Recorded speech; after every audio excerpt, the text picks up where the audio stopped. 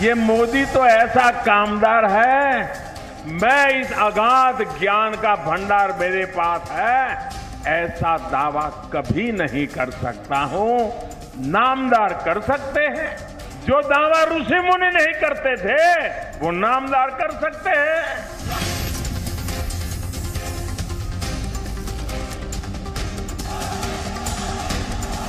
Rafale की जो फाइलें हैं गायब हो गई, मगर जिसने 30,000 करोड़ रुपए का घोटाला किया है उनके बारे में कोई इन्वेस्टिगेशन नहीं होगा। सरकार का सिर्फ एक काम है कि जो चौकीदार है उसको मतलब बचा के रखना।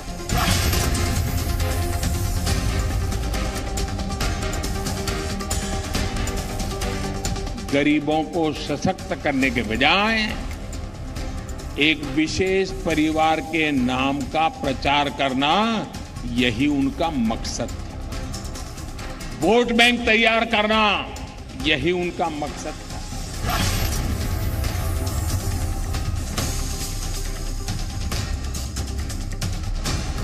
नरेंद्र मोदी जी ने कहा था, मैं देश का प्रधानमंत्री नहीं बनना चाहता हूं, मैं देश का चौकीदार बनना चाहता हूं। और आज देश के दिल में एक नई आवाज उठ रही है।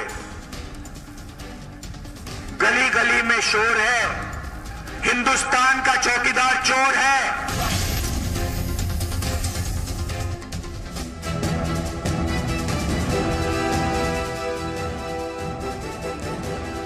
नमस्कार, जी न्यूज की संसद में, जी न्यूज के सदन में आप सभी का स्वागत है। देखिए, मेज यहां थपथपाए जा रहे हैं और ये आम जनता है जो कि मेज थपथपा के स्वागत कर रही है आम लोगों का, क्योंकि यहां पर जनता ही तय करेगी। उन तारीखों का ऐलान हो चुका है, वो तारीखें जो कि अब नेताओं को परे कर देती हैं, अब नेताओं को कह देती हैं कि जनता ही जनार्दन है। और इस जी न्यूज की संसद में, इस सदन के माध्यम से दिखाने की हमने कोशिश की है कि आखिरकार सदन में कौन आएगा, कौन होगा सत्ता पक्ष में, कौन होगा विपक्ष में, वो जनता ही तय करेगी। अब रिमोट जनता के हाथ में है, तो सेनापति अपने अपने योद्धाओं के साथ मैदान में तैयार है, यानी कि नेता तैयार है। अब की बार लड़ाई सीधे सीधे कामदार और नामदार के बीच होने जा रही है। एक पीछे से खानदान है तो दूसरे सेनापति के पीछे उसका काम है, यानी कि दिन रात देशवासियों की चौकीदारी की वो बात कर रहे हैं। दूसरी तरफ परिवार की बात और परिवार का सहारा। तो ऐसे में एक नैरेटिव सबसे बड़ा क्या 2019 का ये भी रहने वाला है कि एक कामदार वर्सेस नामदार होने वाला है, जो कि प्रधानमंत्री मोदी कहते हैं। तो अगले 1 घंटे में इन तमाम सवालों पर, इन मुद्दों पर बहस करेंगे। इसी सदन में हमारे साथ गेस्ट का एक बड़ा पैनल है, लेकिन उससे पहले ही बड़े सवाल। 2019 में क्या ये कामदार वर्सेस नामदार की लड़ाई है? 2019 में बचेगी या गिरेगी राहुल की साख? चौथा बड़ा सवाल, 2019 में खानदान बड़ा या नाम? और अब की बार परिवार या चौकीदार? हमारे साथ खास मेहमान मौजूद है, उनसे आपका तारुफ करा दे। हमारे साथ आशीष सूद है, जो कि बीजेपी के प्रवक्ता है। मैं चाहूंगा कि उसी टेबल थपथपा के, क्योंकि आप लोग मौजूद हैं, या स्वागत किया जाए। आशुतोष मिश्र है, राजनीतिक विश्लेषक। हमारे साथ सतीश प्रकाश है, जो कि बीएसपी के समर्थक है। साथ ही साथ टी.आर. रामचंद्रन साहब है, वरिष्ठ पत्रकार। अजय कुमार, जो कि लोक जनशक्ति पार्टी से हैं, वो हमारे साथ मौजूद है। अनुराग भदौरिया मुझे ज्वाइन कर रहे हैं समाजवादी पार्टी से, और अब्दुल रजाक खान है, राजनीतिक विश्लेषक। सबसे पहले आशीष सूद, क्या ये माना जाए, इससे पहले तो राष्ट्रवाद और जातिवाद बहुत हुआ, प्रधानमंत्री मोदी ने सीधे तौर पर कहा था, क्या ये 2019 का चुनाव कामदार वर्सेस नामदार है? आशीष सूद। निश्चित रूप से 70 साल में जिन लोगों ने बहुत बड़े बड़े वादे किए और जो 5 साल में बार बार हिसाब मांगने के लिए खड़े हो जाते हैं, ये उन्हीं के बीच में लड़ाई है।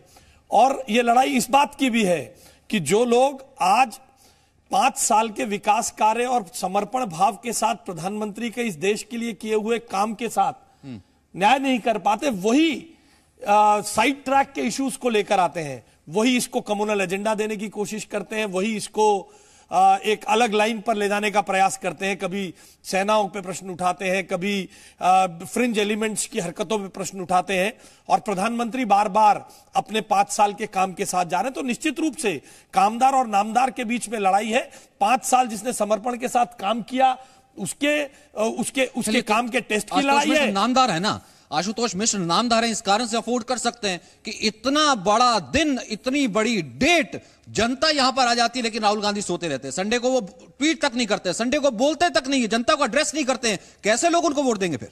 देखिए, जो जनता डिसाइड करेगी वो जो है यथार्थ के ठोस धरातल पे आधारित होगा, ना कि ये जो गुब्बारे उड़ाए जा रहे हैं मोदी जी द्वारा, वो चुनावी गुब्बारों पे परिवार पे रिलाई करते हैं ना, परिवार तंत्र ही है ना एक किस्म से देखा जाए तो। संघ परिवार की बात अगर आप कर रहे हैं तो बिल्कुल संघ परिवार का तो पूरा तंत्र लगा हुआ है मोदी जी के पीछे, चाहे वो आरएसएस हो, चाहे कोई उनका संघ परिवार का कोई, अगर परिवार से मतलब आपका उसका है।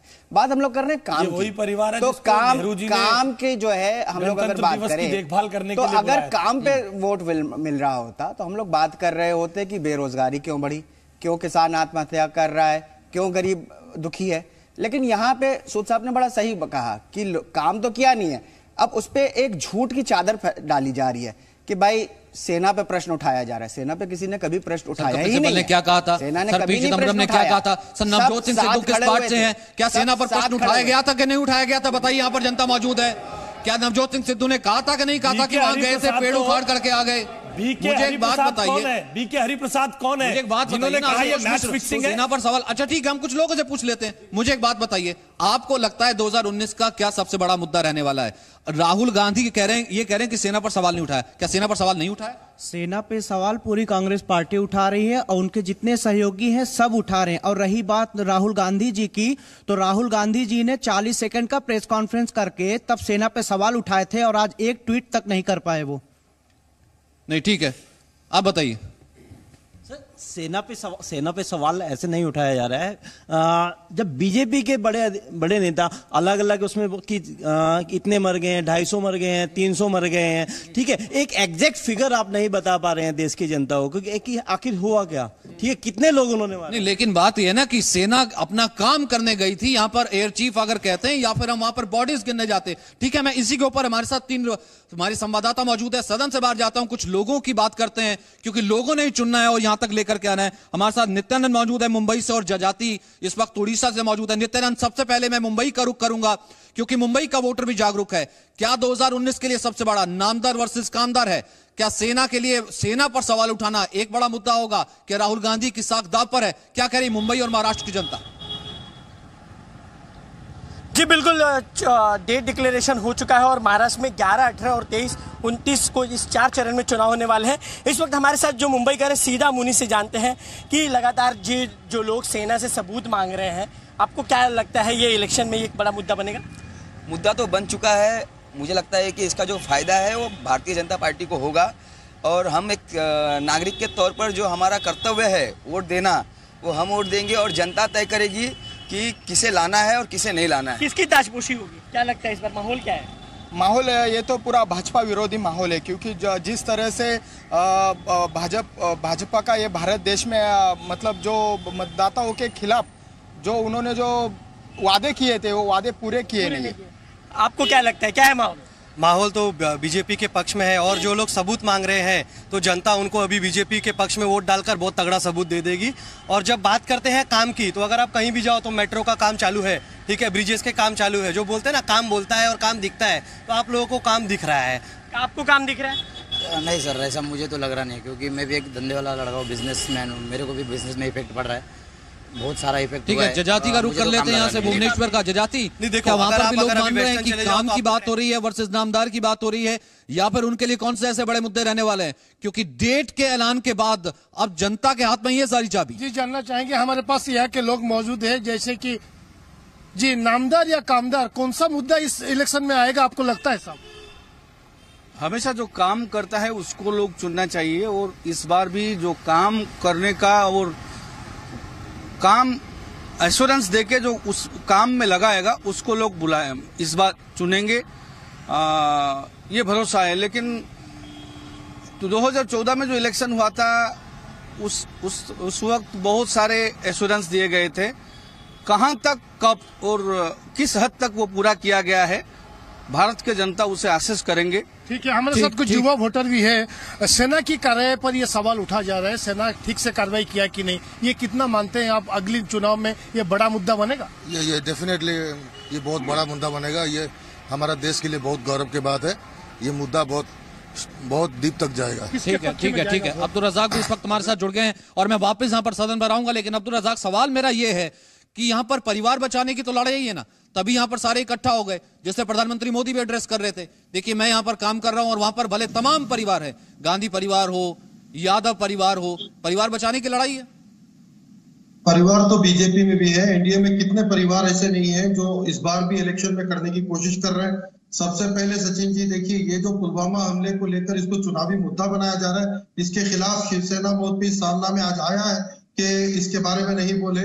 जो भी हमारे जवानों के बलिदान को उठाकर चुनाव मांग रहे हैं, ये देश के साथ देशद्रोह कर रहे हैं, ये शिवसेना का कहना है। पहले इसको मानकर चले बीजेपी। दूसरी बात, 2014 के मैनिफेस्टो में किए गए हुए वादे, उसके ऊपर इस बार का चुनाव लड़ा जाएगा। हम सवाल पूछेंगे कि कहाँ है रोजगार, आत्महत्या जो किसानों की हुई है उनके लिए आपने कितने वादे किए थे, क्या किया आप किसानों के लिए? पूछिए ना, किसने मना किया है?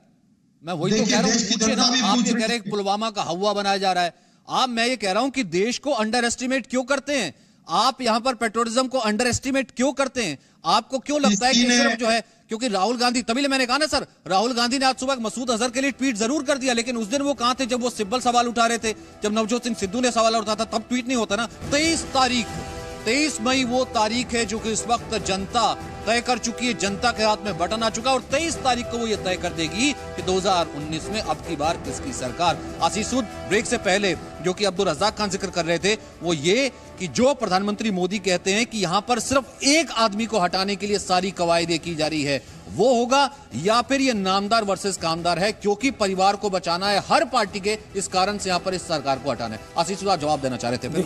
देखिए रज़ाक खान साहब ने शब्द का इस्तेमाल किया कि पुलवामा का हुआ खड़ा किया जा रहा है। दुर्भाग्यपूर्ण है एक देश में आतंकी घटना हो और उसके बारे में हुआ खड़ा करना जैसा शब्द का प्रयोग हो। बी के हरिप्रसाद कौन है?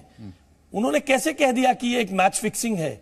शर्म नहीं आती कांग्रेस के लोगों को ये कहने के लिए? वो जानते हैं, हम तो चाहते हैं देश के विकास के मुद्दों पर चर्चा हो सचिन जी, वो ये जानते हैं वो कर नहीं पाएंगे, क्योंकि जब चर्चा होगी, जब किसान के लोन माफी की बात आएगी तो उनसे भी पूछा जाएगा कि 2008 में आपने 70,000 करोड़, एक मिनट मेरी बात नहीं होने दीजिए ना, और उनसे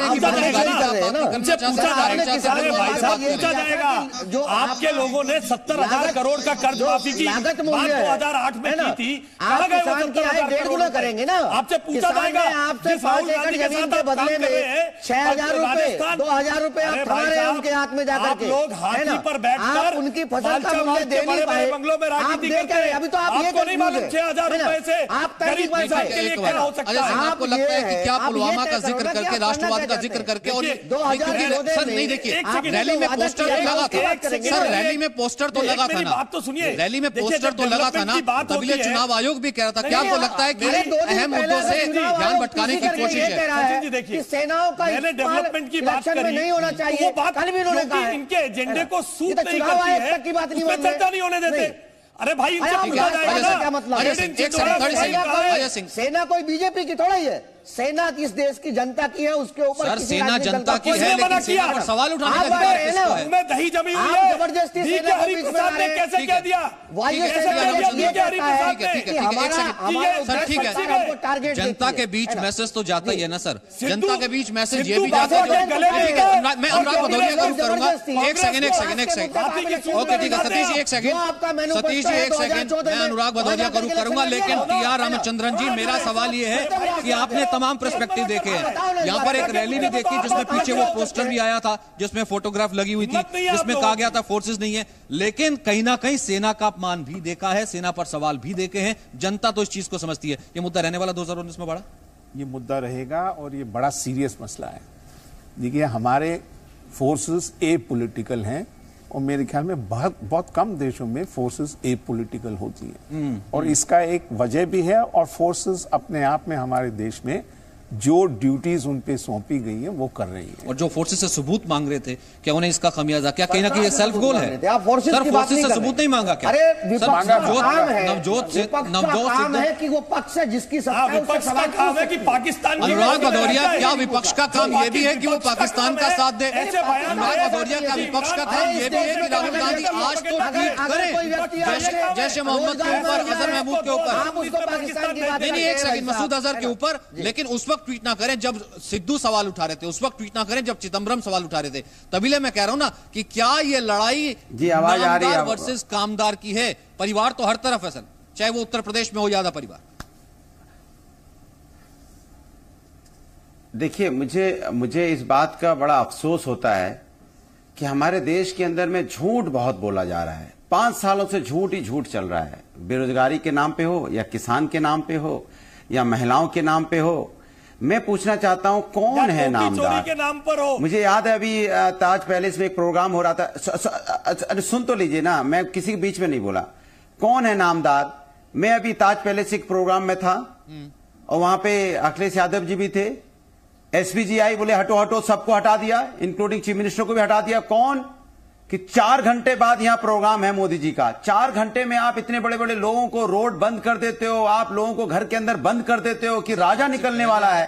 तो नामदार कौन हुआ? हम रोड पे खड़े इंतजार कर रहे हैं कि राजा साहब निकलेंगे यहां से। नामदार हुए, नामदार कौन हुआ? मैं आपसे पूछना चाहता हूं। जिसकी वजह से रोड बंद हो जाए, जिसकी वजह से सबके जहाज रोक दिए जाए, जो व्यक्ति रोड पे निकलेगा उसके पीछे, उसके लिए सारा कुछ सिस्टम ठप हो जाए, तो नामदार कौन? ये किसको बेवकूफ बनाने की बात करते? कामदार तो वो था जो वहां पे इंतजार कर रहा था, अभी राजा साहब आएंगे तो राजा साहब को हमें कॉफी पिलानी है, राजा साहब आएंगे तो राजा साहब के आगे पीछे हमें दूर होके राजा साहब को सिर्फ सलाम करना है। वो नामदार हुआ। ये कामदार हुआ। मैं पूछना चाहता हूं, अगर ये नामदार कामदार नहीं है, ये कामदार ये नामदार कामदार नहीं है, तो फिर अगर नहीं चलते, इसमें एक को हटाने के सब इकट्ठे हो गए, फिर सबको इकट्ठा होना क्यों करना पड़ा? माहौल नहीं बनाया जाता ये कि भैया नामदार जा रहे हैं, पूरा सिस्टम ठप हो गया है, हो जाए, अरे एयरपोर्ट बंद हो जाए, रोड बंद हो जाए, होटल्स बंद हो जाए, लोग जहां के तहां खड़े हो जाए, स्टेचू हो जाए, क्योंकि राजा निकलने वाले हैं और आप हल्ला मचा रहे हो। नामदार कामदार, नामदार कामदार,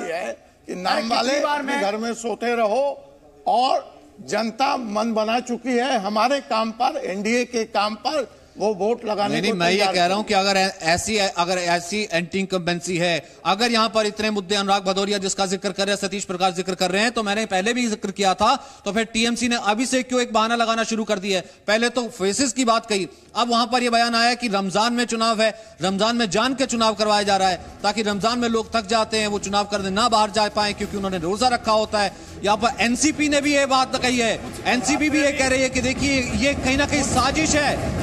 अब लोग, अब ये देखिए लोग ये कह रहे हैं, कुछ नवरात्रे भी तो शायद बीच में आ रहे होंगे, टीएमसी ने तो कुछ कहा नहीं। नवरात्रे में तो लोग सीधा डायरेक्ट भगवान अन्नपूर्णा भगवान पहले कोशिश शुरू हो गई है ना, ये तो बाद में पहले कोशिश शुरू हो गई है। सर इलेक्शन कमिश्नर क्या रमजान, रोजे, नवरात्र, ये सब सर बोर्ड की छुट्टियों का ख्याल रखिए, इतना बहुत नहीं है सर, एग्जाम्स का ख्याल संस्था है। आज सरकार जो है अब प्रधानमंत्री जी जो है कहीं ना कहीं किस रूप में है, ठीक है ना। अब उनको मालूम है कि 2023 में अब जो है पूरी व्यवस्थाओं के ऊपर जो आपका जो चुनाव आयोग है उसी की व्यवस्था है, और चुनाव आयोग ने जो इलेक्शन डिक्लेयर किया है और चुनाव आयोग की जो भी आपकी आज के समय में, इससे पहले विपक्षों ने ईवीएम को लेकर के सवाल उठाया। आप कह रहे बीजेपी ने किया, सीधा कहिए ना, आप कह रहे बीजेपी ने मैनिपुलेट किया ना, सीधा कहिए ना, आप ये कहना चाह रहे हैं चुनाव आयोग को भी बीजेपी ने मैनिपुलेट किया। चुनाव आयोग के ऊपर सवाल उठाने का अधिकार इन्होंने, आप सवाल उठा रहे हैं चुनाव आयोग की स्थिति क्या पैदा कर दी? नहीं, आप सवाल उठा रहे हैं ना, संवैधानिक व्यवस्थाओं क्या ये साजिश है? मतलब आपको भी लग रहा है कि ये साजिश है? साजिश की बात रमजान में सर, इसका मतलब सर आप कह रहे हैं, आप सवाल उठा रहे हैं ना, फिर अरे भाई साहब आप हमको बताइए, आप हमको ये बताइए सर, ऐसे तो सर पूरे साल में दुर्गा पूजा भी आएगी, नवरात्र भी आएंगे, मुहर्रम भी आएगा, तो सर 9 फेज में इलेक्शन हो रहे हैं, आपको 7 फेज में इलेक्शन इसलिए कर रहे हैं ताकि समय कम है ना। तो सारी दुनिया जान रही है कि 2014 का जो आपने जिस तरह का पॉलिटिकल जो करना था पिछले 8 दिन से प्रधानमंत्री जी, अरे आपको 14 फरवरी में जब देश के शहीद सैनिक हुए, आपको इतनी फुर्सत भी नहीं थी कि उनकी चिता की आग ठंडी हो जाते। आप कैची लेकर के एक खराब रेल का नहीं, आप बताओ ना, रोज का रोज प्रधानमंत्री जी फीता आज इस रोड का काटते हैं। ये तो फिर अगर वैसे इतने आश्वस्त हैं, अब रमजान को लेकर इलेक्शन कमीशन अब ये भी देखें क्या? ठीक है आशुतोष, आप चुनावी उपयोग कर रहे हैं। उससे पहले आपने एक सवाल उठाया ईवीएम पे, तो ईवीएम पे पहली बार सवाल श्री लालकृष्ण आडवाणी ने उठाया था। ईवीएम पे और इस बार ईवीएम से लेकर वीवीपैट तक, नहीं ईवीएम से लेकर वीवीपैट तक हर चीज की व्यवस्था किया कि फुल प्रूफ चुनाव होने जा रहा है सर, फुल प्रूफ चुनाव होने जा रहा है सर। ये डर गए हैं क्या विपक्ष डर गया है क्या? मैं सीधे तौर पर पूछ रहा हूँ, विपक्ष डर गया है क्या? विपक्ष डर गया है क्या? क्या विपक्ष डर गया है क्या? आडवाणी जी ने उठाया था, आपको तो कोई शिकायत नहीं है ना? 23 मई को तो नहीं बोलोगे ना? नहीं ठीक है, हम जनता से पूछ लेते हैं, जनता जानती है तो जनता से पूछ लेते हैं ना सर, तो जनता से पूछ लेते हैं। आडवाणी जी का जिन्हें लग रहा है कि ये कह रहे हैं कि विपक्ष बहुत मजबूत है, बाद में देख लेंगे। मैं जनता को कह रहा हूं, जिन्हें लग रहा है कि विपक्ष बहुत मजबूत है और विपक्ष जो है यहां पर हावी हो जाएगा, वो जरा हाथ उठाएं। जो ये कह रहे हैं कि यहां पर विपक्ष मजबूत है और विपक्ष ही हावी रहेगा, जरा हाथ उठाएं। एक है, कौन आपको लग रहा है कि ये चुनाव जो है कामदार का है, नामदार का चुनाव नहीं है? कौन है? जरा एक बार हाथ उठाएं। ये देखिए सर, जनता का ये बता रही है ना सर, आप उनके पीछे देखिए, जनता ही बता रही है ना सर, आपको काम भी बताना चाहिए। नहीं ये कह रहे हैं, अच्छा एक और देख लेते हैं, क्या आपको लग रहा है, क्या आपको लग रहा है कि विपक्ष अभी से तैयारी कर रहे हैं? नहीं सर, आप इतने आश्वस्त हैं, आपका काम उद्घाटन करना नहीं था। तो सर वो जनता से पूछ लेते हैं, क्या आपको लग रहा है विपक्ष डर गया जो अभी से रमजान और इस तरह के मुद्दे उठा रहा है? हाथ खड़ा कीजिए, क्या आपको लग रहा है अभी से विपक्ष डर गया है क्या? एक बार हाथ खड़ा कीजिए। एक मिनट सतीश जी, जिस दिन हाथी साइकिल पे बैठ जाएगा ना जी, काम भी दिखा देंगे। आप चिंता ना करो, मत करो आप, आपकी चिंता का विषय हम जानते हैं। साइकिल थोड़ी सी चिंता हम जानते हैं, गठबंधन होने से पहले ही हमको मालूम है कि आप किस तरीके से इलेक्शन हारते चले गए। अनुराग भदौरिया, चिंता ना करो भाई साहब, अनुराग भदौरिया, ऐसी चीज की तैयारी है क्या? अच्छा है, गाली खुदा ना खास्ते एक प्लान भी बना करके रखते, जैसे पहले कहा गया था ईवीएम वीवीपैट। कल तो इलेक्शन कमीशन ने इंश्योर कर दिया, फिर भी ईवीएम वीवीपैट अभी से शुरू हो गया सर। अभी तो कल डेट्स आई हैं और आज तो ये तक कह दिया, देखिए रमजान बीच में ले आए। भाई सचिन जी, नया नारा है 23 मई कांग्रेस गई, और इससे भी लेटेस्ट एक नारा है कि 23 मई आई और नई सरकार आई, नई सरकार आएगी, सरकार तो आएगी, मगर मोदी की नई सरकार, सारी देश की जनता, नई सरकार आएगी, नई सरकार आएगी, अगर मोदी की सरकार नहीं आने वाली, क्योंकि चौकीदार ने कुछ नहीं किया। चौकीदार के राज्य में फाइलें चोरी हो जाती है, राफेल की 2 दिन बाद आ जाती है। 73 डेज है सर, 73 डेज की एक्सरसाइज है। ठीक है, मेरे पास 2 साउंड बाइट है रमजान को लेकर के, एक बार वो सुनते हैं, एक बार वो सुनते हैं। उम्मीद है कि 6 मई से रमज़ान का मुबारक महीना शुरू हो जाएगा और जाहिर सी बात है मुसलमान भी इस मुल्क का बाइज़्ज़त शहरी है। करोड़ों की तादाद में मुसलमान भी वोट देने निकलता है और रमज़ान में उससे वोटिंग परसेंटेज पे असर पड़ जाएगा और इलेक्शन कमीशन की भी ये एक कोशिश है कि ज़्यादा से ज़्यादा और मैक्सिमम वोट्स पड़ें। तो इन बातों को मद्देनज़र रखते हुए इलेक्शन कमीशन से यही अपील है कि जो 6, 12 और 19 मई को डेट्स रखी गई हैं उसमें अगर मुमकिन हो तो चेंजेस, तब्दीली कर दी जाए, जिससे कि रोज़ेदारों को कोई दिक्कत और परेशानी का सामना न करना पड़े। बहुत दुर्भाग्यपूर्ण है, अपने कई हिंदू भाई मंगल को व्रत रखते हैं, तो क्या कहा जाए कि मंगल को चुनाव नहीं होगा। भाई जो पूजा पद्धति है, व्यक्तिगत चीजें हैं। कई लोग रोजा रखते हुए ऑफिस जाते हैं या नहीं जाते हैं, कई लोग रोजा रखते हुए दिन भर अपना काम करते हैं या नहीं करते हैं। तो अगर वो जाकर वोट डालेंगे तो क्या रमजान में पहली बार वोट हो रहा है? इस तरह की फ़िरक़ाप्रस्त बयान देकर क्या संदेश देना चाहते हैं तृणमूल कांग्रेस के नेता और अन पार्टी के नेता? कम से कम इस तरह का सवाल नहीं उठाना चाहिए। जो त्यौहार है, पर्व है, वो होते रहेंगे, लेकिन वोट जो है वो भी एक त्यौहार है और उसमें हमें पूरी उम्मीद है कि किसी को कोई दुश्वारी नहीं होगी। कि पार्लियामेंट इलेक्शन के लिए ये बिल्कुल ठीक है। अगर इलेक्शन कमीशन ये कहता है कि पार्लियामेंट के इलेक्शन के लिए बिल्कुल ठीक है फिजा, तो स्टेट इलेक्शन के लिए क्यों नहीं है फिजा? फिर पार्लियामेंट इलेक्शन भी नहीं करना चाहिए था इनको, अगर फिजा यहां इतनी खराब है। मुझे हैरानी है ये कह रहे हैं, इन्हें खुद अपने आप को कॉन्ट्रडिक्ट करते हैं कि एक इलेक्शन कर सकते हैं, दूसरा नहीं करेंगे। मुझे अफसोस है कि हमारा इलेक्शन कमीशन अब गवर्नमेंट का इलेक्शन कमीशन बन गया है, सियासी इलेक्शन कमीशन बन गया है, उसकी इंडिपेंडेंस कहीं भी नहीं है। अल्लाह करे कि नई हुकूमत आए जो इलेक्शन कमीशन को पूरी तरह से इंडिपेंडेंट करे, कि वो अपने फैसले खुद करे और गवर्नमेंट के दबाव में ना आए। तो क्या कहीं बचकाना नहीं लगता है? 73 दिन की एक्सरसाइज है, इसमें नवरात्र भी आएंगे, अब इसमें रमजान भी आ गई। मेरे हिसाब से इलेक्शन डिसाइड नहीं हुआ तो इलेक्शन कमीशन जो है वो बायस हो गया, वो सियासी हो गया। ठीक है, मेरे को रिवाइंड अप करना, लेकिन कुछ कमेंट क्या कहना चाह रहे थे आप भी तो व्रत रखते। मैं ये कहना चाह रहा हूं साहब, हरियाणा में संडे को इलेक्शन पड़ रहा है और संडे का मैं व्रत रखता हूं सूर्य भगवान का, तो मेरे हिसाब से इलेक्शन नहीं होना चाहिए। दूसरा मैं एक और कहना चाह रहा हूं, अभी यहाँ पे एक सज्जन कह रहे थे कि आरएसएस ने आतंकवाद फैलाया है, 1000 आरडीएक्स मिला है।